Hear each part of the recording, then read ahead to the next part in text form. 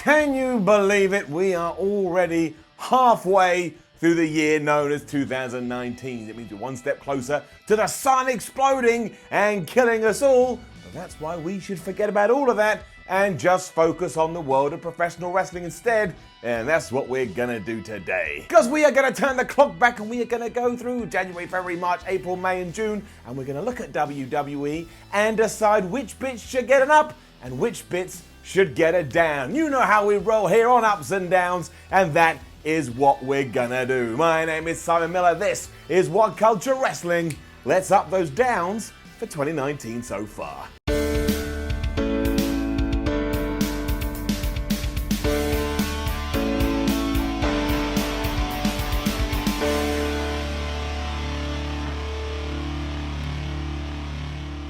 We will start with an up and we will go all the way back to January 2019 where WWE kind of teased us with an Andrade versus Rey Mysterio feud. We never got any kind of blow off to that because we don't deserve it, but the matches themselves were absolutely badass. Give it an up. It was a bit of an asshole move because this came very soon after the McMahons had been on TV and were like, oh, we're sorry, our product has been rubbish. Please forgive us. You're the authority now. You're the authority now. Because that led us all to believe, oh sweet, great, they're actually going to give Andrade a proper push now and they're going to do it against a legend like Rey Mysterio. Again, as I've always said, it didn't go in that direction, but we still got a little bit out of it. Rey performed like a man 10 years his junior, which doesn't make any sense because he's already Rey Mysterio Jr., so what do we do with the end of his name now? And Andrade proved once and for all he should be a star going forward. The two matches remain some of the best that WWE has put on all year, and also they were just wrestling matches for the sake of wrestling matches. And I love narratives, and I love stories, and I love plots, and I love twists, and I love turns, but I'm also well into just going, these two guys would like to win, because that is what it's all about to begin with. These are good, go watch them. Staying at the start of the year, Lars Sullivan didn't really work. Down. Now what happened in January was far more important than wrestling reasons. Rumoured to suffering an anxiety attack before he did debut, he was sent home and told to calm down and sort himself out, and hopefully Lars got the help he needed. When it comes to mental health, nothing, and I mean it, nothing is more important. From a WWE perspective though, when he finally did debut the night after WrestleMania 35 to beat up Kurt Angle, it didn't really go the way I think any of us were expecting. He just kept doing the same moves to the likes of Matt Hardy and R-Truth and a bunch of other guys, and by the time he was getting DQ'd at Super Showdown, or the Lucha House Party were getting DQ'd at Super Showdown, I don't even know. I think we'd all sat down and gone, I don't think I care about Lars Sullivan. He's just like a big teddy bear. Then in May, there was loads of chatter about what he had been doing online before he got to WWE, and that was problematic to say the least, to the extent he got fined $100,000, and it sounds like it was deservedly so, and told he had to apologise to the whole locker room. That is not a good first impression to make. Soon after that, he got a knee injury, and now he's out for the rest of the year. That part in the middle is absolutely Lars' fault, but everything else just sounds like a chain of events that you wouldn't even wish on your worst enemies. Let's just hope we can get to 2020 and try again with Sullivan, because 2019 has absolutely been a write-off. Back to the ups though, we actually booked good guys in a good way heading into WrestleMania 35, and we haven't done that in forever. Give it up. You go back to 2019 when Shinsuke Nakamura won the Royal Rumble and then went on to have a meh match with AJ Styles at WrestleMania before vanishing off the face of the planet to the point I even put his picture on some milk cartons. This year it was much better with Seth Rollins and with Becky Lynch. They were able to survive 29 other competitors in January, head on to the show of shows and win their respective belts, one of who was in the main event. Remember we used to get Royal Rumble winners and they never actually get to the main event of WrestleMania, even though that was the point? It was like 1990 all over again. Don't forget too, when we are talking about this, the exact same thing happened to Asuka 12 months prior, so all of this was very refreshing. Breathe it in. Breathe it in like when you've cleaned your house and realised it doesn't smell of feet anymore, you start feeling good. I'm not saying this was perfect, and in many ways Kofi Kingston just popped up and stole their thunder anyway, but it was three baby faces having three babyface runs and winning babyface titles at WrestleMania. Sometimes you watch WWE and it's miserable. You're like, all the bad guys are just kicking the good guys' ass. At least we didn't do that here. What we have kept doing though is burying the tag team division like it's a dog with a bone. Should I give it a funeral? We already gave the brand split a funeral in 2019 here on Ups and Downs. I'm this close WWE, for doing it, the tag team division. But for now, SmackDown. Not only was there no real feuds of note, and don't forget these titles got passed around more than a first beer at a teenager's 16th birthday party, but we also introduced the women's titles, and we did absolutely nothing with them. It was great at the time when Sasha Banks and Bayley won them and said they were going to go to NXT and SmackDown and Raw and defend them across the world, but then for no reason, we took them off those two, we gave it to the Iconics who have been entertaining,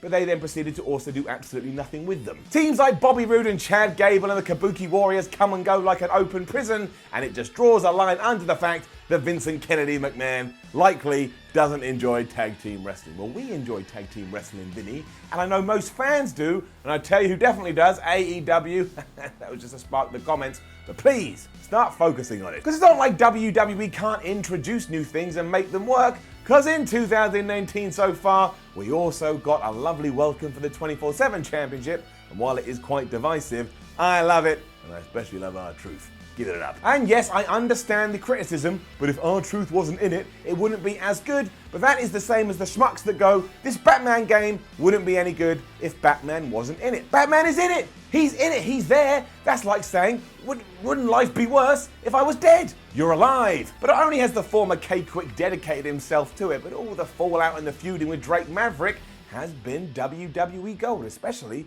because they've allowed us to focus on it week to week and put a story in between the sheets. That never happens. I would say the 24/7 title has a better, longer narrative than anything else in the damn company. I don't know about you, but sometimes that's all I need, and even more so because WWE has acknowledged that this belt is a bit ridiculous. It means everything around it can be ridiculous.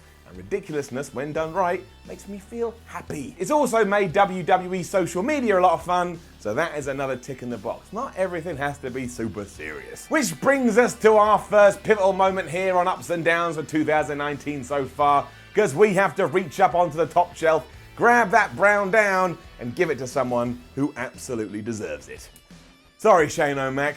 Brown down. I don't know who was responsible for all of a sudden putting Shane McMahon in every single segment on Raw, SmackDown, or a pay-per-view, but it felt like an out-of-nowhere assault, like I was just walking down the street, enjoying my own business, and then the fruit of Vince McMahon's loins attacked me and started beating the crap out of me and forced me to look at him 24 hours a day, 7 days a week, which is ironic because we also introduced that title as well. We just talked about it. But from destroying the Miz's face turn to just turning Drew McIntyre into a lackey, I don't think any of this has been a success. And I like Shane McMahon. I think he's all right. I enjoy seeing him as a performer. I just don't need to see it all the time. If you push anything down my throat over and over again, eventually I'm gonna throw up. And guess what, WWE? I'm just about ready to be sick. That's a good analogy. Batista was back in February though.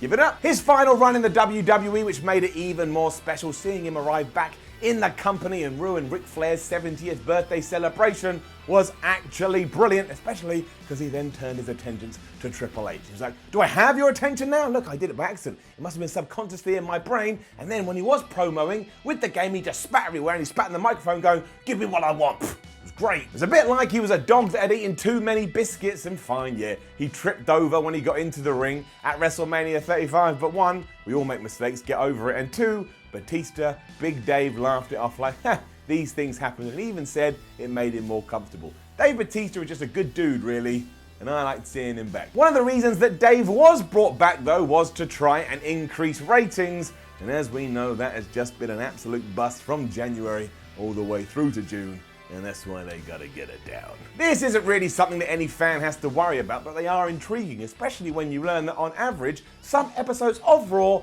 have been down 600,000 viewers year to year. If you need some context, that is a lot of people. And TV in general isn't what it used to be, but go and tell that to the USA Network and go and tell that to Fox, especially because between them they have spent $2 billion on WWE TV running through till 2024. I have a feeling, it's just a guess, they would like these numbers to start going that way up. So it absolutely is something that the company needs to address, otherwise we will get 5 years down the line and nobody is going to be offering them nothing, and they may even have to come to WhatCulture to get their product on the airwaves. In fact, that's exactly what should happen. Vince, come on, we can do like lives ups and downs when Raw is on. You can go, Siren, give this a golden up. And I'll be like, sure, Vince. You go, Siren, give this a brown down. But like, no, I don't want to, Vince. And then we can have a row, and everybody's going to want to tune into that. We can call the video. Vince McMahon and Simon Miller have a giant argument. Click, click, click, click. Man, I somehow need to make this happen. literally impossible. Bray Wyatt has also proved us all wrong this year, and he has become somewhat of a golden goose, and that's why he gets the gold up. Simple as that, really. When I first saw the Firefly Funhouse, which was on Twitter, so it was out of context because wrestling fans were just going nuts about it, I thought that WWE had lost their minds. Here he was, Bray Wyatt, the man that needed a rehab job more than anybody else maybe in history, and now he was hosting some weird fake kids TV show. But what an idiot I was. Masterfully handled and subverting your expectations, given that you could rewatch it time and time again and learn new things. It also tied into previous versions of Bray Wyatt's character, and that is just a very well thought out and a very deep concept. Nobody else could have pulled it off other than Bray. The fact we were able to do all of this without ever actually seeing Bray Wyatt wrestle as well, or be live on Raw or SmackDown, was something else too. And sure, now we need to see how this does all transition into the wrestling version of The Fiend or of Bray Wyatt. But right now, I ain't betting against him. It's also proved that no matter how low you go in WWE, there's always a way back up the ladder. Because don't forget, before Wyatt vanished, he was being told he had to dress up in drag and fight Finn Balor. Never forget that. Go and watch that now, and then go and watch the Firefly Funhouse.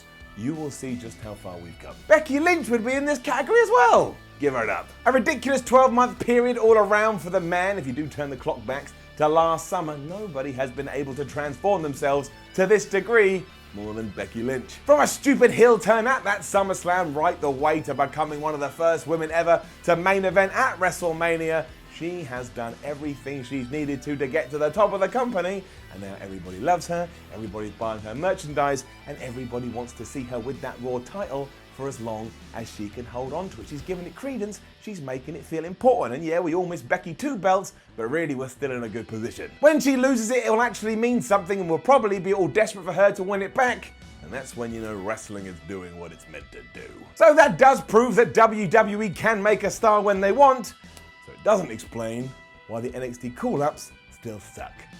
Down. Since January 2019, we have seen the likes of Tommaso Ciampa, Johnny Gargano, Aleister Black, Ricochet, EC3, Lacey Evans, Lars Sullivan, and a few more be called up to the main roster, and yet there are only a few success stories among them, and there should be more. Ricochet seems on the cusp of glory, and Lacey Evans has done far better than a lot of people gave her credit for, but it's a mystery, and like Evolution, why this keeps happening time and time again. I mean, look at the Viking Experience, Raiders, Warriors, Lovers, Mates, Babies, whatever you want to call them. They were brought up to Raw in kind of spectacular fashion, got given a stupid name, and then slowly vanished from TV without one word of an explanation. At one point, they were in line for a tag team title shot, and they shrugged their shoulders and they walked off. Also, the less said about EC3, the better. Who did EC3 piss off? You'd hope that eventually WWE will learn from this, but then you remember the likes of, well, the AOP and No Way Jose and Apollo Crews. We just gotta hope that eventually somebody gets in Vince McMahon's ear and tells them you gotta give them a chance. Even with all that though, we did get one of the best memories in WWE history when Roman Reigns did return to Raw in February, and that was absolutely incredible. Give it up. The best thing about any wrestling angle is when it has a sense of reality to it, and seeing Joe Anoa'i come back to television to tell us that he'd conquered his leukemia, well, it was just incredible. It was great, and if you had a tear in your eye, you weren't alone. Not only an inspiration from anybody suffering from something like this, but just a great spectacle all within itself. You could see the emotion and just the raw happiness on Roman's face as he told the crowd, and when that audience erupted, if you didn't feel anything, you're probably clinically dead, and you should go and get that checked out. I think we all forgot about this far too quickly, because it's this kind of stuff that we should focus on, and this stuff is far more important than anything happens in a rinky-dink wrestling ring. Good work, Roman. It's a shame that I don't have as positive words about the sanctity of Raw and the sanctity of SmackDown. Down. It was always going to be interesting to see how a wild card rule affected WWE TV. Within a matter of weeks, it had absolutely destroyed it. Forget about the fact that the company broke their own rule within about 32 seconds of it being introduced. Before long, a bunch of dudes and a bunch of girls and kids and mums and nannies and grandmas and uncles were just jumping back and jumping forth to the point you couldn't remember who was actually meant to be a Raw superstar and who was meant to be a SmackDown superstar. When I was doing ups and downs for Raw and SmackDown, I would have a pen and a paper. For one day, I ripped it up and threw it everywhere because I wouldn't want to waste my life anymore. I mean, go and do that now. Go and play the game where you try and write down who is meant to be where after the superstar shakeup. You can't, and you fall to the floor because your brain explodes. WWE already seems to have given up on this, meaning it didn't even last 8 weeks. And I think that kind of sums it up. It sucked, and so did Super Showdown. down. Not much to say here, those Saudi shows are hard enough within themselves, but also we did have that main event between Goldberg and The Undertaker, which we can all agree, including those two, was an absolute bust. I just want to stand here right now and say I still respect them, I still love them, they're still legends of the business and they deserve all the plaudits they get. But let us never talk about this again. We do have to give it up for Daniel Bryan though, the saviour of WWE. Up. Honestly, be it his run as the environmental world champion or when he decided to team up with Eric Rowan to become the tag champions, everything he does is absolutely brilliant. And I think if he left WWE tomorrow, there would be a Daniel Bryan-shaped hole that they'd never be able to fill. He more often than not has the best matches on any given night. His character is an absolute riot. And because he doesn't give two hoots about what management thinks, he's always coming out and saying hilarious things that makes us as fans go, Daniel Bryan, even though you're meant to be a bad guy, we love you. Daniel Bryan is over there. He is pivotal to the company right now, and I bet before we get to the end of this year, he's probably back in the World Championship scene, unless of course he wants to focus on the tag team division because he agrees with everything we were saying earlier and somebody needs to give it a lift up. Daniel Bryan is always that guy. We can take all of that and apply it to Kofi Kingston as well, so give him an up. Has anything been more satisfying this year than Kofi Mania? I mean, he wasn't even meant to be in that position, but as soon as he was, he grabbed it with both hands and fans across the globe just warmed to him where they decided, damn it, Kofi, you've had a good 11 years, you should be the WWE champion. He put in the performance of a lifetime at WrestleMania 35, and yes, you got to give Daniel Bryan credit there as well, as we always will. And ever since then, he's just been booked as a really, really good champion. He never loses, he's really dominant, he's a lovable babyface that we all love, that makes sense, lovable babyface and we love. You've got to give credit to WWE there, despite all the madness we've been going through. Kofi Kingston has been a constant. I mean, if this had been a few years ago, what would have happened is he would have won at Mania, and then he would have been put in a feud with Kane, and Kane would have just whipped his ass. Not enough to take his belt away, but Kane would have whipped his ass. That always happened. It always happened on the Big Show. A role and an angle that clearly meant the world to Kofi Kingston. It's also exactly what WWE needed, and imagine the product without it. And that's that. That is the ups and downs of 2019. I know there's loads of stuff we didn't talk upon, but if we did, we would be here for 47 years, and then I'd just be doing what WWE does. I ain't gonna make you sit through 3 hours of Raw when we can get through things in a succinct, enjoyable, and timely manner. And also, that's what the comments are for. You can leave a comment in there, you can have your own debate about what should get it up and what should get it down, and you can like the video, you can share the video, and you can subscribe to WhatCulture Wrestling.